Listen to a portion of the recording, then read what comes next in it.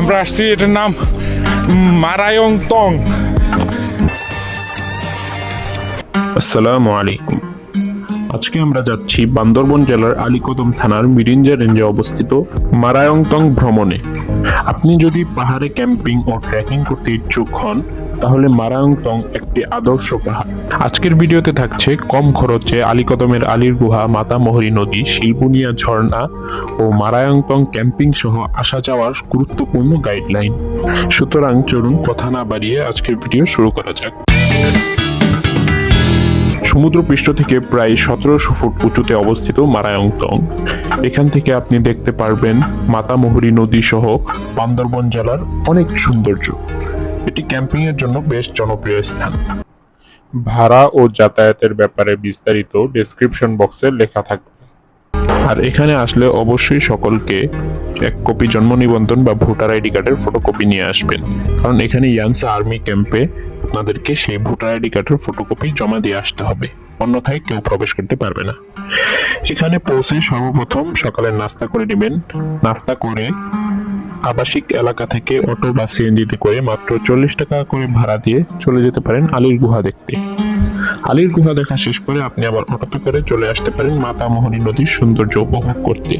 মাতামহরী নদীর দুই পাশে পাহাড়, মাঝখানে নদী, এটা দেখতেও অপরূপ সুন্দর। মাতামহরী নদীর উৎস হচ্ছে বান্দরবনের লামার মাইভার পর্বত এবং এর মোহনা হচ্ছে কক্সবাজারের বঙ্গোপসাগরে। নদীতে আপনি চাইলে গোসলও করতে পারেন, অনেক ঠান্ডা পানি, আপনার ভালো লাগবে। মাতামহরী নদী দেখা শেষ করে অটো নিয়ে আপনি আবার চলে আসবেন আবাসিক বাজারে। সেখান থেকে আমাদের গন্তব্য শিলবুনিয়া ঝর্ণা দেখতে। এই রাস্তা দিয়েই মারায়ংতং পাহাড়ে উঠতে হয়।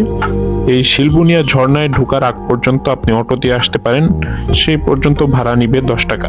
মনে রাখবেন যে কোনো ঝর্ণায় কিন্তু শীতকালে পানি খুবই কম থাকে, অবশ্য বর্ষাকালে আসলেও অনেক পানি পাওয়া যায়।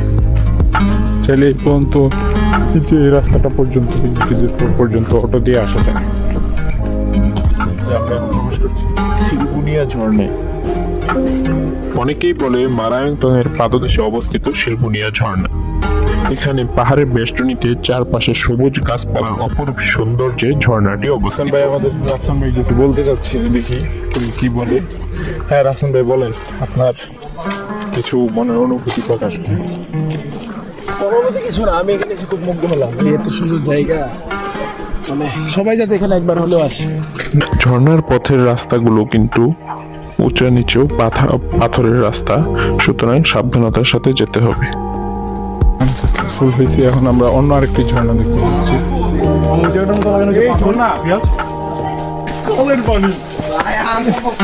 এটা কি ঝর্ণা? এটা কি? অবশেষে পেলাম আমরা সেই ঝর্ণার কাছে যাই, দেখি।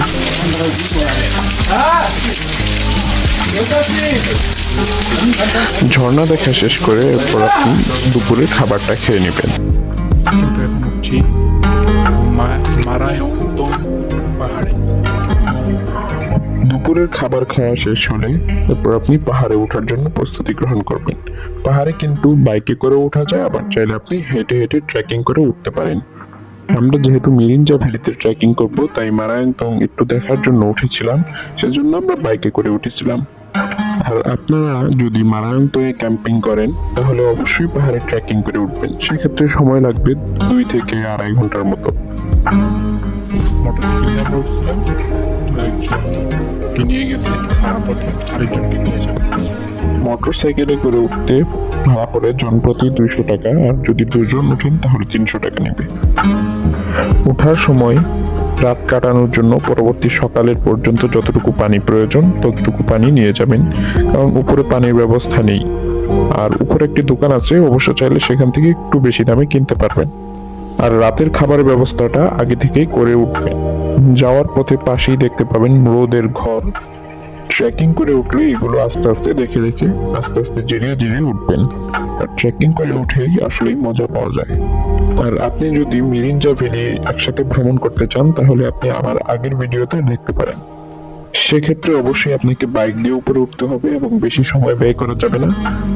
উপরে অল্প কিছুক্ষণ থেকে আপনাকে নেমে যেতে হবে এবং মিরিঞ্জা ভ্যালির উদ্দেশ্যে রওনা দিতে হবে। এই বিষয়ে বিস্তারিত আমার গত ভিডিওতে বলা আছে। আপনি উপরে উঠতে উঠতে লক্ষ্য করবেন যে কত উপরে উঠে গিয়েছে। আর চারপাশের দৃশ্য উপভোগ করতে করতে আপনি একটা সময় পাহাড়ের চূড়ায় পৌঁছে যাবেন। এখানে বাইকে করে ওঠাও কিন্তু অনেক রিস্কি, তাই সাবধানতার সাথে বাইক চালক যেন অবশ্যই অভিজ্ঞ হয় সেটা খেয়াল রাখবেন।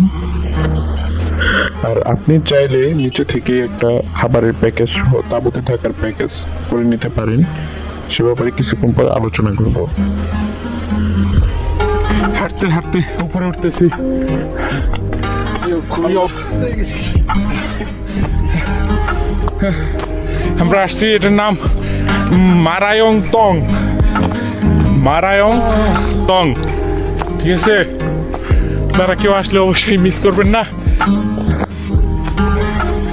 আল্লাহ, আমরা এখন আছি মারায়ং তরঙ্গের সর্বোচ্চ চূড়াতে। এই যে দেখুন, এখান থেকে দেখা যাচ্ছে পুরো বান্দরবনের ভিউ।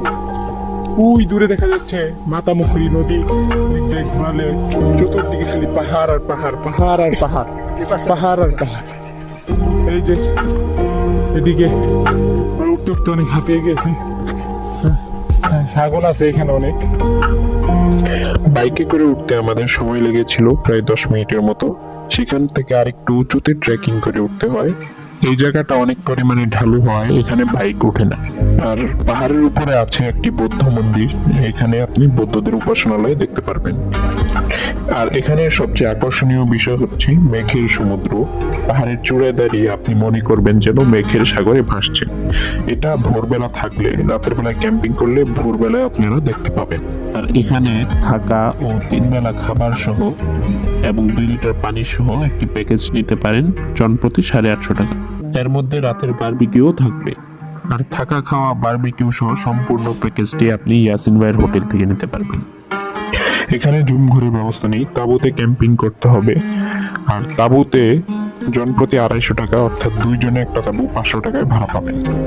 এখানেও কিন্তু রাতের বেলা বারবিকিউ পার্টি এবং গানের আসর সহ নানা ধরনের প্রোগ্রাম সেলিব্রেট করা হয়। আপনিও চাইলে এরকম মজা করতে পারেন। ঘোরাঘুরি শেষ করে এবার নেমে যাওয়ার পালা। নেমে যাওয়ার ক্ষেত্রে আমরা হেঁটে হেঁটেই নামবো, যেহেতু নামাটা তুলনামূলক সহজ এবং সময়ও কম লাগে। আর নেমে এখন আমরা যাত্রা করব মিরিঞ্জা ভ্যালির উদ্দেশ্যে। আমরা সেখানেই রাত্রে ক্যাম্পিং করব। আর নামার ক্ষেত্রে অবশ্যই সাবধানতার সাথে নামবেন, কারণ ব্যালেন্সটা রক্ষা করা খুব কঠিন। পাহাড়ের নিচে নামলাম, সময় লেগেছিল প্রায় 35 মিনিট। 35 মিনিট লাগছে হাতের নামতে। আজকে এ পর্যন্তই, ইনশাল্লাহ দেখা হচ্ছে নতুন ভিডিওতে। সেখানে দেখাবো এখান থেকে কিভাবে কক্সবাজারে ভ্রমণ করা যায়। তাই ভিডিও ভালো লাগলে অবশ্যই লাইক, কমেন্ট এবং বন্ধুদের সাথে শেয়ার করবেন। আর আপনারা সেখানে যেয়ে থাকলে অভিজ্ঞতাটি শেয়ার করবেন।